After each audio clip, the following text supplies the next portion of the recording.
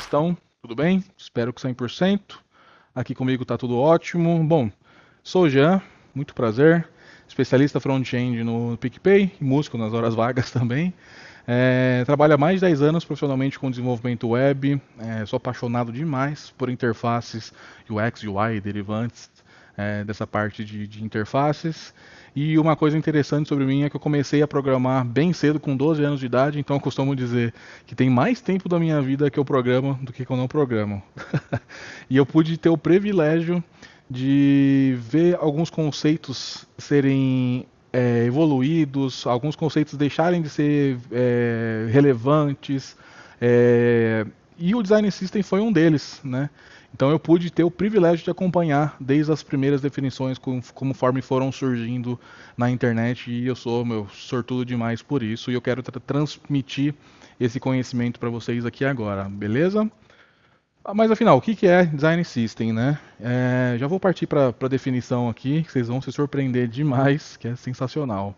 Design System é um ecossistema de bibliotecas instaláveis com componentes codados a partir de semânticas de design. Mind blowing. Sensacional. A primeira vez que eu escutei esse termo aqui, na verdade, foi com o pessoal da Meiuca Design, que eu gostaria de deixar um jabá gratuito aqui, porque eles têm um bootcamp sensacional. Acho que eles devem estar fazendo online, continuando fazendo online agora, então recomendo que vocês vão lá dar uma olhada, porque quando eu fui fazer o bootcamp com eles, acho que em 2018, 2019, não lembro, eu já fui com um senso crítico bastante elevado, tá? Porque eu já conhecia sobre o conceito, já estudava sobre isso, já buscava informações, tá? E eles superaram todas as minhas expectativas, porque é um conteúdo realmente sensacional. Então, recomendo demais que vocês vão lá, tá? Mas Design System não é só isso, né? Muito mais do que isso. Ele se torna uma língua universal entre design, tecnologia e negócio. Vamos lembrar bem disso, que a gente vai revisitar isso mais para frente depois. E é uma língua baseada em semântica, que é a peça-chave. O design ele é feito para ser semântico, tá? Então vamos sempre deixar essa palavra-chave na nossa cabeça, porque a gente vai falar muito sobre ela, tá? Então, o que é semântica na verdade? Né? Semântica é a razão de alguma coisa existir, é o sentido que ela tem para alguma coisa, tá? Então, sabendo disso, vai ficar muito mais fácil a gente entender os próximos passos aqui e o que é o conceito de design system. Então, se a gente voltar para aquela definição sensacional, a gente consegue separar três palavras-chave aqui, que são ecossistema, componentes e semântica. Semântica a gente consegue traduzir para o termo mais técnico, que seriam design tokens, então ficaria componentes, design tokens e ecossistema. A gente vai começar por componentes, que são aqueles instaláveis que utilizamos para compor outros componentes mais complexos, tá? A gente vai usar aqui o exemplo do componente card, para vocês entenderem, que dentro dele podem ter outros componentes e que esse componente de card se torne cada vez mais complexo. Por exemplo, pode ter um image, um title, um text, um button, pode ter uma condição que ele não exiba a imagem, por exemplo. Então tá vendo como que eu consigo passar responsabilidades para dentro desse componente? E a partir disso eu consigo pegar esse mesmo componente de card e aplicar num outro componente para tornar algo cada vez mais complexo. É um pouco diferente do Atomic Design. O Atomic Design ele tem uma forma muito linear, uma hierarquia muito linear de átomos até templates, por exemplo. O Design System ele não tem isso. A concepção de componentes ele já dá essa liberdade para a gente e vocês podem usar e abusar disso, tá? Outra coisa importantíssima nos componentes são as questões das props e atributos que modificam o visual e o comportamento do nosso componente. Aqui nesse caso vamos utilizar um exemplo no componente button, que está dentro do nosso componente de card. Então se eu passar, por exemplo, uma propriedade round, está vendo que ele mudou somente a parte visual do nosso componente e ele não mexeu em comportamento nenhum, ele só fez a borda arredondada nos cantos e tá bom, é a responsabilidade que essa propriedade tem. Se a gente for para um outro exemplo, indo para a parte do disable, por exemplo, aí sim, esse disable mexe no comportamento, porque ele não está deixando mais a pessoa clicar, não está deixando mais a pessoa passar o mouse em cima. Então tá vendo como que propriedades elas têm responsabilidades conforme a nossa necessidade, seja ela visual ou comportamentos de interação e tudo mais. Beleza? Então componentes é isso. Agora a gente vai falar sobre design tokens, que são as nossas variáveis semânticas de estilo que dão visual aos componentes. Bom, e como a gente está num fórum de tecnologia, falar variáveis já fica muito mais fácil, vocês já entendem isso de cor e salteado. Então, vamos imaginar o seguinte cenário, que a gente tem algumas variáveis semânticas em cima de colors, spacing, font, border, elevation, shadow e por aí vai. Pode usar a sua criatividade à vontade para criar isso, tá? Mas ela tem que fazer sentido para o seu negócio. Tá? Ela tem que fazer sentido para design, tecnologia e negócio. Vamos pegar o exemplo aqui do Colors. Tá? Então a gente pode ter nesses exemplos Brand, Critical, Warning, Grayscale e Neutral e assim por diante.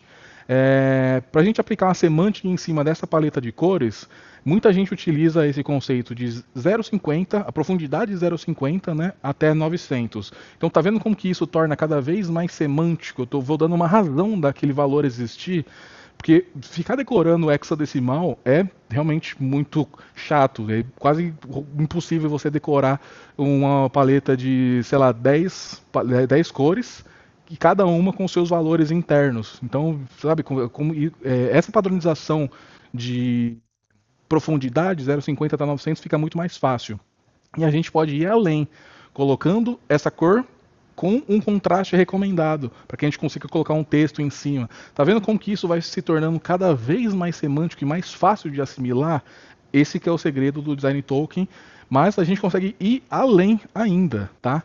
Então imagina que a gente pega essa mesma paleta de cores, essa mesma profundidade, 0,50 até 900, e dá mais um apelido em cima delas. A gente coloca mais semântica em cima. Então a gente pode pegar o exemplo aqui do Light, que ela é a profundidade de cor 200. O Base é 600 e vocês podem brincar com isso da forma como vocês quiserem. Lembrem sempre de manter isso da forma mais semântica possível.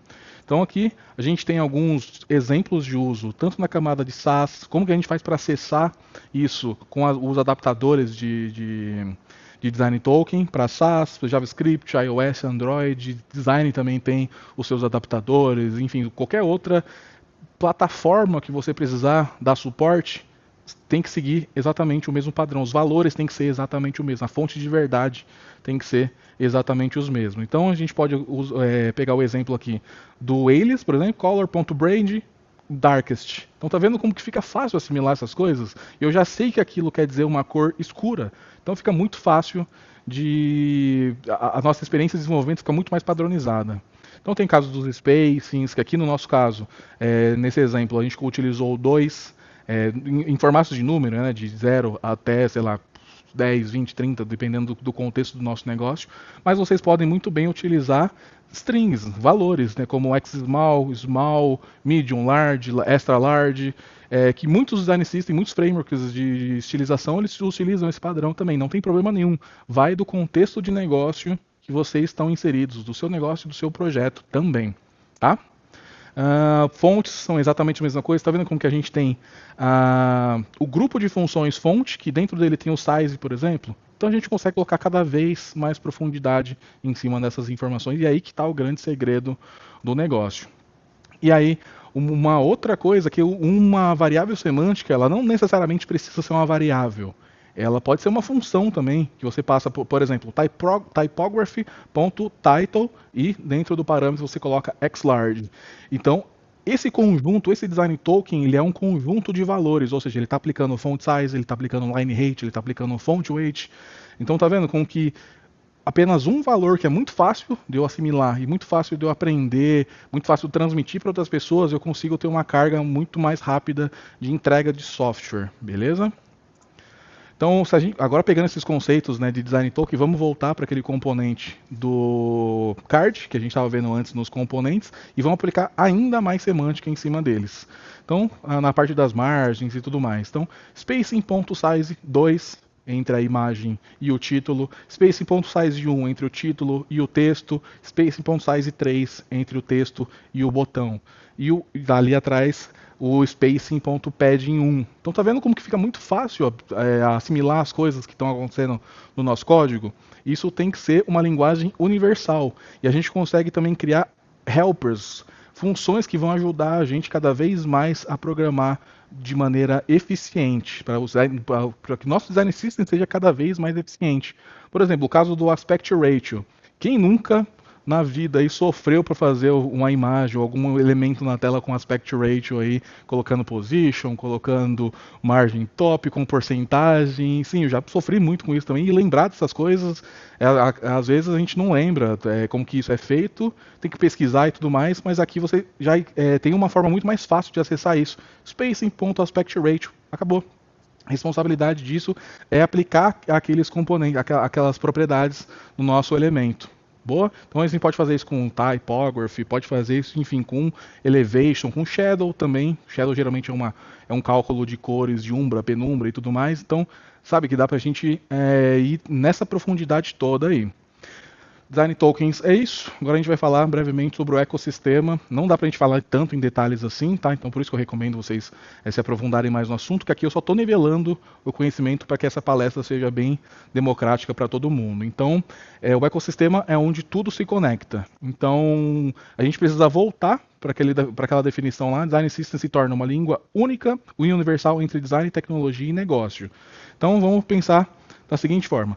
O negócio, ele demanda os produtos, demandam os projetos que precisam ser feitos, e o setor de tecnologia e design, eles têm que pensar numa forma de entregar isso de uma forma mais contínua, mais rápida, mais produtiva, tá? Uma forma muito mais rápida, mais escalável, na verdade, mais eficiente. Então eu já usei vários termos aqui que são as responsabilidades desses três núcleos dentro de uma empresa: tecnologia, design e negócio. A partir deles, existe um termo chamado Design Decision, que é onde são feitos todas as decisões de como vai ser os nomes das variáveis e tudo mais, os valores, enfim, a forma de acesso nisso. Aí, lembrando, cada um vai ter suas peculiaridades, tecnologia vai ter os seus adaptadores, design também vai ter seus adaptadores, se tiver desenvolvimento web e nativo também, cada um vai ter que ter o seu próprio, tá? Então, a partir disso, cria-se os seus design tokens, e aí a gente vai para a camada do ecossistema, onde vai fazer tudo isso se conectar, que são os componentes que vão consumir os design tokens que foram decididos pelos três setores. E aqui uma dica interessante é que todos os componentes desenvolvidos para uma solução, por exemplo, para design, eles têm que necessariamente ter para a camada web e para a camada nativa também. Uma coisa que está para a camada nativa apenas precisa ter na camada web também, tá? Porque as experiências precisam ser únicas também, né? Não, acho que não precisava nem falar isso, porque o Design System ele é padronização de experiência de desenvolvimento e experiência visual também, tá? Então, a partir disso, os componentes, a gente vai para a parte da adaptação dos tokens, como a gente falou anteriormente, que é uma parte crucial, que cada linguagem tem sua forma de acesso às informações, seus paradigmas e tudo mais. Então, o design token ele tem que ser uma forma, um valor acessível a todos eles, mas ele tem que ser a única fonte de verdade. Os adaptadores são formas de ajudar a gente a acessar esses valores. Então, outras coisas bem importantes que fazem parte desse ecossistema, que fazem tudo rodar da melhor forma possível, são ferramentas, plugins, validadores e documentação. Tá? A gente vai entrar em detalhes sobre isso na parte de recomendações, que a gente vai entrar já já, mas vocês percebem que o ecossistema do Design System ele é muito profundo, ele é pensado para quem desenvolve. Então, vamos lá. Então a gente já falou sobre o conceito, a gente já nivelou brevemente aqui o conhecimento de todo mundo. Agora a gente vai falar sobre as responsabilidades que um Design System precisa ter para ser eficiente. A primeira delas é a mais importante de todas, que é experiência de desenvolvimento. Tá? A experiência de desenvolvimento ela precisa ser o ponto-chave nosso de todo o Design System, não só a experiência de pessoas que estão codando, por exemplo, a experiência de quem está criando os componentes da forma de design também, experiência de desenvolvimento também, planejamento da galera de negócio, tá? Então, isso é muito importante. A dica principal que eu posso dar para vocês é pensem em experiência de desenvolvimento. Aqui no PicPay, geralmente a galera fala que eu sou o chatão da experiência de desenvolvimento, que eu fico falando isso várias e várias e várias vezes, porque isso é um mantra para mim, tá? Então eu acho que isso é a parte mais importante. E uma dica importantíssima também é cuidado com produtização antecipada do seu design system, porque eu vejo muitos design systems por aí, muitas empresas que querem produtizar o seu design system, mas de uma forma muito prematura, que não foi nem testada internamente primeiro, e eles não sabem se isso vai suprir a necessidade do mercado. Então, cuidado, testem inicialmente na sua empresa, com as pessoas do seu projeto, e depois, quando tiver excelente a experiência de vocês, quando vocês se sentirem confortáveis com aquilo, aí vocês vão para o próximo nível, que é a publicação disso. Show? Outra coisa importantíssima é retrocompatibilidade. Eu acho que diria que é parecido ali com a experiência de desenvolvimento. Mas para isso eu vou explicar, vou contar uma historinha aqui para vocês da tag IMG. A tag IMG ela foi feita na primeira revisão do HTML lá na década de 90 e até hoje o SRC ele funciona exatamente da mesma forma. Se a gente passar IMG, SRC, Alt, eles vão funcionar exatamente da mesma forma, porque a natureza da web evoluir e sempre se manter compatível. Retrocompatibilidade é a peça-chave nisso tudo, tá? Então, citando como exemplo, a tag IMG, hoje em dia a gente consegue passar o source set, consegue passar sizes, ou seja, tiveram melhorias nessa tag, só que nunca deixaram de dar compatibilidade com o que a gente tinha antes, beleza? Isso é primordial. Outra coisa é a prova de futuro. Eu vejo muitas empresas aí indo por hypes e tudo mais, então isso precisa tomar muito cuidado com isso, porque a cada vez que a gente mexe no core do nosso componente, no core do nosso design system, isso gera um custo absurdo para a empresa no geral, tá? Então imagina que a cada um ano a gente mexe no componente e tem que sair e cria alguns break changes, precisa reimplementar de novo. Então cuidado com isso, tá? Aqui no PicPay a gente tem uma recomendação de compatibilidade de no mínimo 5 anos com o nosso design system interno, tá? Então a gente precisou pensar muito bem em tecnologias, em formatos de trabalho para que a gente não precisasse mexer no core do nosso negócio em até 5 anos, tá? E a gente está indo muito bem, nosso design system já está interno, já está com mais ou menos 1 ano e meio e a gente nunca precisou mexer no core, que são as recomendações que eu vou fazer já para vocês. Depois, importantíssimo também, é baixa curva de aprendizado. Não adianta nada a gente querer reescrever a roda com design tokens que vão fazer sentido somente para o seu negócio, se a pessoa na hora do onboarding tiver dificuldade em assimilar aquilo, entendeu? Então, pensem muito nisso, tentem utilizar o máximo possível padrões de comunidade, tá? Por exemplo, aquilo que eu citei do XSmall, Small, Medium, Large e tudo mais, tentem o máximo possível utilizar isso para que a experiência de desenvolvimento e a curva de aprendizado das pessoas sejam muito boas, tá? E por último, mas não menos importante, livre de tecnologias ou frameworks. Eu vejo muito design system por aí, muito design system bom que foca em uma tecnologia apenas, por exemplo, React, Angular, enfim.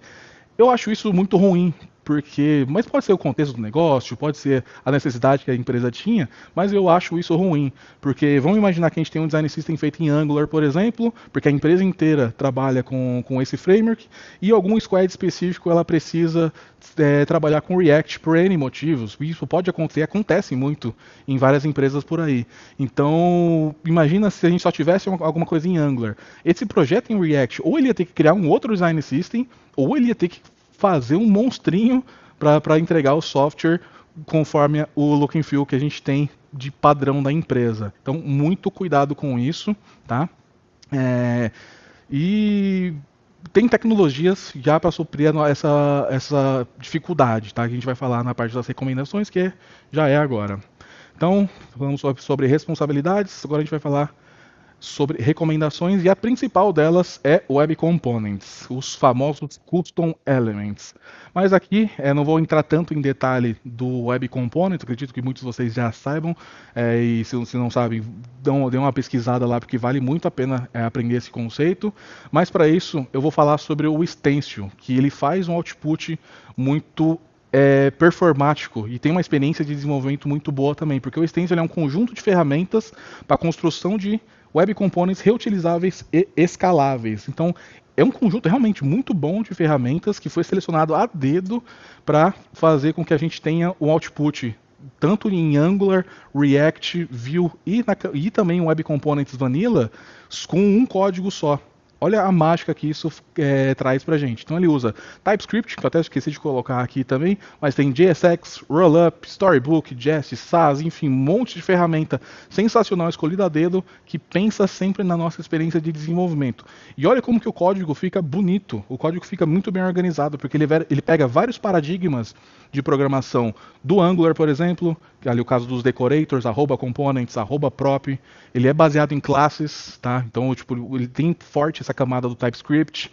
E não sei se vocês perceberam ali, tem um método render ali. Então, o JSX está presente nisso tudo. Então, o dinamismo do nosso template fica muito legal. E a interligação entre tudo isso, TypeScript com JSX, Sass e tudo mais, fica muito performática para a gente entregar o nosso software. Em cima do nosso decorator, o @prop ali, na linha 14, a gente tem um comentário em cima dele, chamado tamanho no botão. Então, somente, por isso que é o benefício de trabalhar com o stencil, né? Somente com essa sintaxe, ele já consegue fazer uma documentação completa para a gente, de forma totalmente automatizada, sem precisar fazer uma vírgula de código a mais para configurar, por exemplo, um README e tudo mais. Então, olha o poder que isso traz para a gente. Ele não só ele lista as propriedades, como os métodos, retorno, quem utiliza aquele componente também. Então, vale muito a pena a gente se aprofundar nessa parte de stencil também. Recomendo demais para vocês. E o uso do Sass também, ele está utilizando as últimas funções, como o Sass Module e tudo mais. Aí vocês podem brincar conforme vocês quiserem. Então, aqui, livre para sua criatividade, beleza? E agora a gente vai falar sobre UI declarativa, brevemente sobre UI declarativa, para a gente sempre pensar em novos paradigmas de programação também. Isso está vindo muito forte hoje em dia, já está um tempinho atrás já, mas hoje em dia está muito forte isso, por causa do Swift UI, Chakra UI baseado em React também, Flutter está vindo muito forte com UI declarativa. E se a gente conseguir entregar a mesma experiência de desenvolvimento do Flutter para a camada web, é sensacional. Eu ainda não vi nenhum design system, né, tanto no Brasil quanto no mundo, que tenha esse conceito de UI declarativa tão forte. A gente está desenvolvendo isso aqui no PicPay. No futuro bem próximo a gente vai abrir isso para a comunidade, mas é como eu falei, a gente está focando em ter a experiência de desenvolvimento interna perfeita primeiro, para depois a gente levar isso como um case de sucesso, tá? Isso melhora demais a nossa experiência na hora de desenvolver, porque padroniza muito. A gente faz isso somente numa camada de desenvolvimento, somente na camada de template. Eu não preciso fazer que nem a programação imperativa, por exemplo, criar um template HTML, aplicar uma classe, que eu já não sei vocês, mas eu tenho dificuldade com o nome de variável e classe também, né? Então, aplicar essa classe e ir lá no CSS e colocar o estilo. Olha o tempo que isso, vocês sabem muito bem o tempo que isso causa pra gente de desenvolvimento. Se a gente consegue trazer isso para UI declarativa, é muito bom. Então, com isso, a gente consegue passar parâmetros customizados com IntelliSense, um monte de coisa. Por exemplo, Border Color, nesse caso que está aí na tela de vocês aí. Ele já me dá todas as possibilidades que eu consigo inserir dentro daquela propriedade Border Color, por exemplo. Eu posso fazer isso com opa, voltou aqui. Posso fazer isso aí, por exemplo, com Border Radius, por exemplo. Então, as possibilidades são infinitas nesses casos aqui, porque a gente controla a propriedade e os valores possíveis lá dentro, tudo isso com o poder do TypeScript por trás. Outra recomendação também legal que a gente pode fazer aqui para vocês são regras de links customizadas, tá? Aí, para aumentar a nossa experiência de desenvolvimento, aumentar a adoção, a facilidade do onboarding disso, da galera, da curva de aprendizado ficar mais fácil. Então, imagina o seguinte cenário, que a gente vai para aquela programação imperativa ainda colocando class, indo lá no CSS, colocando a estilização. Essas regras de lint, elas podem educar as pessoas a seguirem os determinados padrões, que é muito benéfico para sua empresa, tá? Para sua empresa, para o seu projeto, enfim. Que a gente consegue colocar em formato de warning, ou seja, a gente consegue colocar num período de tempo, é a estratégia que a gente está utilizando aqui, né? Por um curto período de tempo, a gente coloca como warning para a galera se adequar àquele problema, e depois a gente vai lá e transforma isso num erro. A gente não deixa mais o código ser buildado se tiver esse problema, vamos dizer assim, né? Então vocês podem usar e abusar da criatividade para criar regras de lint customizadas. Aqui é só um exemplo disso. E se fosse ficar, por exemplo, com a forma perfeita, de regras de lint para passar em todos esses casos, né? Poderia colocar assim, Apollo Box, que na verdade eu acho que até esqueci de comentar com vocês aqui, Apollo é o nome do nosso design system. Fiquem tranquilos que a gente vai fazer um lançamento num futuro bem próximo para vocês aí, vocês vão curtir demais. Mas tá vendo como que essas regras de lint educam de uma forma muito humana o desenvolvedor e a desenvolvedora? Então, essa dica é muito boa. E snippets e autocomplete. Aí sim a gente vai estar falando em experiência de desenvolvimento de alto nível, para ter um design system eficiente. Imagine o seguinte cenário, onde a gente apenas coloca uma prévia, um prefixo APLB. Nesse caso, ele já está pegando a Apollo Button, né, no nosso caso aqui no nosso componente, e ele dá todas as possibilidades. Apollo Button, Apollo Primary, Apollo Button Primary, Apollo Button Secondary, Tertiary e tudo mais. Isso com a linha de código, com apenas alguns caracteres. Se a gente dá um Enter em alguma dessas escolhas, ele já coloca o código de forma automática para a gente.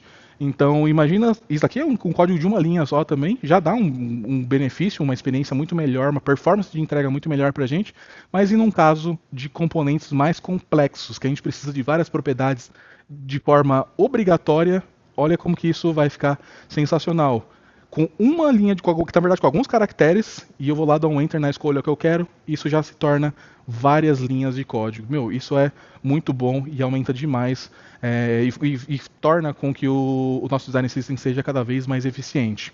Outra coisa importantíssima é autocomplete. O autocomplete, vamos imaginar o seguinte cenário, que a gente está desenvolvendo aqui e eu preciso validar se aquela propriedade pode receber determinado valor. Se eu não tiver isso com um autocomplete, o IntelliSense já previamente configurado para as nossas necessidades, eu teria que ir lá na documentação, procurar os valores, saber se aquilo é realmente que eu estou precisando, vir aqui colocar no meu código, na minha IDE e depois testar. Tá vendo como que a gente elimina todo esse fluxo de procura de informação? Isso já fica na tela, na própria IDE. Olha como que isso é sensacional. A gente tem que pensar muito nesses casos aí. Então, por exemplo, Border Color, a gente tem a paleta de cor Brand Base, por exemplo. A gente pode pegar aqui o caso do Border Radius, por exemplo, como a gente tem algumas padronizações aqui de Light, Medium, Strong, SM, enfim, aí vai da criatividade de vocês, mas é isso que eu queria passar de mensagem para vocês, beleza? Bom, e por último, mas não menos importante, focar muito em documentação. Documentação é uma peça-chave que muita gente precisa, todo mundo precisa, na verdade, né? No começo, ter acesso a uma documentação para saber o que pode fazer, até onde pode chegar, o que pode ser utilizado daquela tecnologia ou framework. Então, foquem muito em documentação, seja ela em Storybook, README, sei lá, a ferramenta que você quiser, mas documentem muito, tá? E acho que é isso, galerinha. Muito obrigado pelo tempo de vocês. Queria deixar aqui um aviso. O PicPay é o patrocinador, um dos patrocinadores, né, da Brasil JS. E a gente está com um stand. Depois, se vocês quiserem visitar a gente lá, fiquem à vontade. Vão ter vários brindes, a gente vai fazer rodadas de perguntas, conversar com vocês de uma forma totalmente descontraída. Então, espero muito vocês lá. Fiquem à vontade para entrar, trocar esse conhecimento com a gente. Se quiserem conversar mais profundamente sobre Design System também, a gente está super aberto a isso. Eu acho que ainda tem um tempinho para a gente fazer umas perguntas e respostas aqui. Vamos ver se vai dar tempo ainda. Mas é isso, pessoal. Obrigadão pela atenção de todo mundo aí. E é nóis!